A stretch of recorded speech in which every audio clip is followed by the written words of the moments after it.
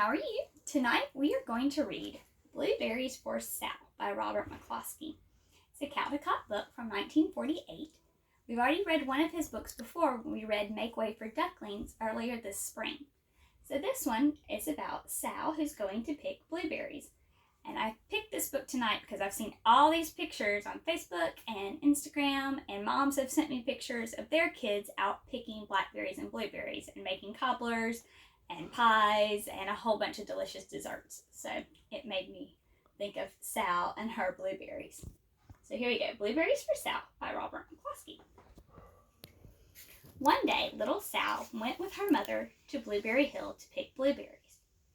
Little Sal brought along her small tin pail, and her mother brought her large tin pail to put berries in. "We will take our berries home and can them," said her mother. "Then we will have food for the winter." Sal picked 3 berries and dropped them in her little tin pail. Kerplink, kerplunk, kerplink. She picked 3 more berries and ate them. Then she picked more berries and dropped them in her pail. Kerplunk. And the rest she ate. Then little Sal ate all 4 blueberries out of her pail. Sal picks like I do. Her mother walked slowly through the bushes, picking blueberries as she went and putting them in her pail. Little Sal struggled along behind, picking blueberries and eating every single one. Little Sal hurried ahead and dropped a blueberry in her mother's pail. It didn't sound kerplunk because the bottom of her pail was already covered with berries. She reached down inside to get her berry back. Though she really didn't mean to, she pulled out a large handful because there were so many blueberries right up close to the ones her mother had put in. Her mother stopped picking and said, "Now, Sal, you run along and pick your own berries. Mother wants to take her berries home and can them for next winter."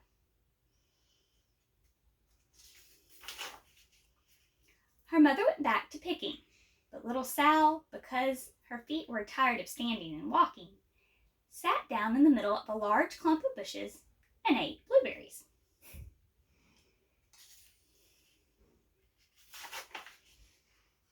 On the other side of Blueberry Hill, Little Bear came with his mother to Blueberry Hill to eat blueberries.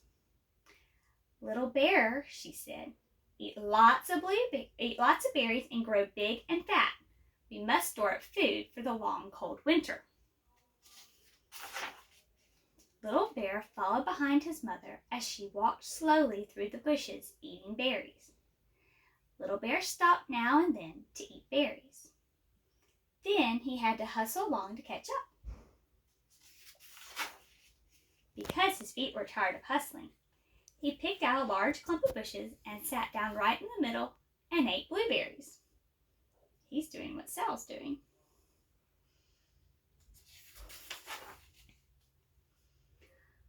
Over on the other side of the hill, little Sal ate all the berries she could reach from where she was sitting.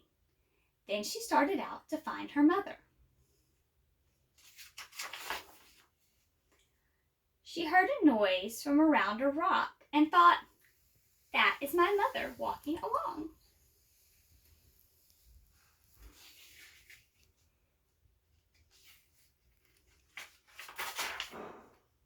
But it was a mother crow and her children, and they stopped eating berries and flew away, saying, "Caw, caw, caw." Then she heard another noise in the bushes and thought, "That is surely my mother, and I will go that way."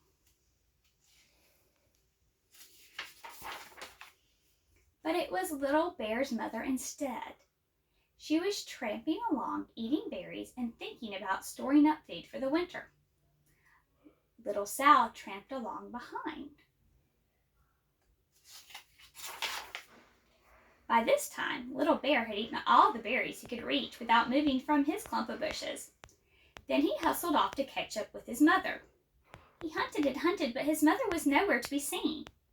He heard a voice from over the stump and thought, "That's my mother walking along." But it was a mother partridge and her children. They stopped eating berries and hurried along.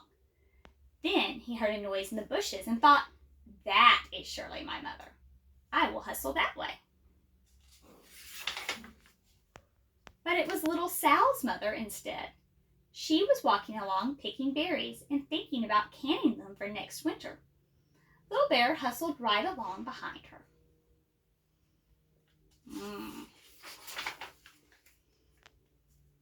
Little Bear and little Sal's mother and little Sal and little Bear's mother were all mixed up with each other amongst the blueberry bushes on Blueberry Hill.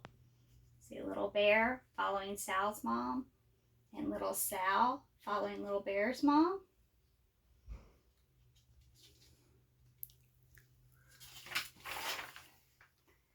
Little Bear's mother heard Sal walking along behind and thought it was Little Bear and said, "Little Bear, munch, munch, eat all you can possibly hold. Swallow."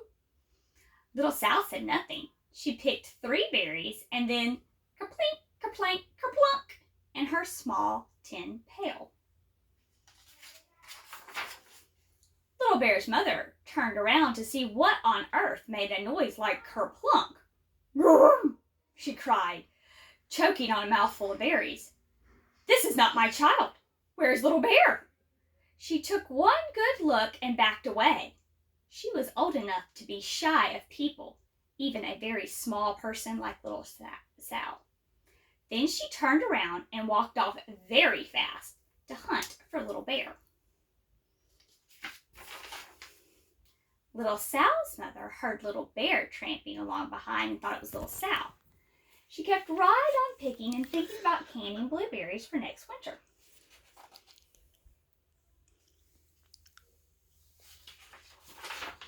Little Bear padded up and peeked into her pail.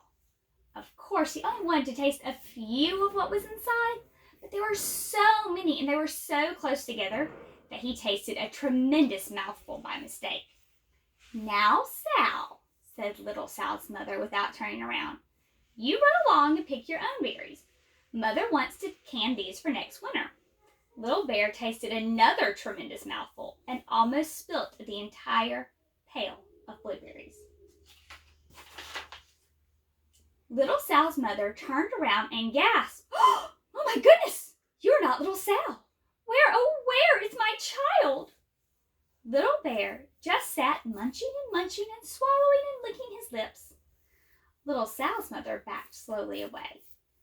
She was old enough to be shy of bears, even very small bears like Little Bear.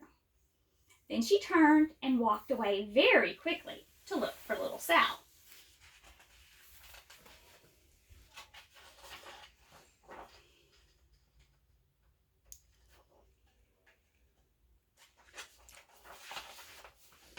She hadn't gone far before she heard a kerplink, kerplank, kerplunk. She knew just what made that kind of noise. Little Bear's mother had not hunted very long before she heard a hustling sound that stopped now and then to munch and swallow. She knew what made that kind of noise.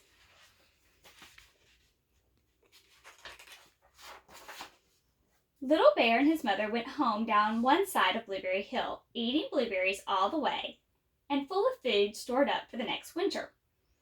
Little Sal and her mother went home the other side of Blueberry Hill, picking berries all the way, and drove home with food to can for next winter, a whole pail of blueberries, and 3 more besides.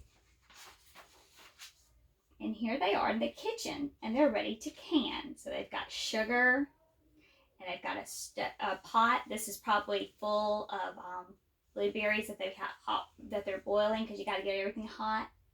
And then here's, you got to get the jars hot because you got to sterilize the jars and make sure the jars are all clean. And then here they clean the berries and they're pouring the berries in the jar. And they're putting these little rubber caps on them to seal it. And it suctions it and seals it, almost like one of those tight jars that you put in the refrigerator and they're hard to open. And then they'll stay good and fresh until you open the jar up. Very cool. And so they've stored everything up for the winter.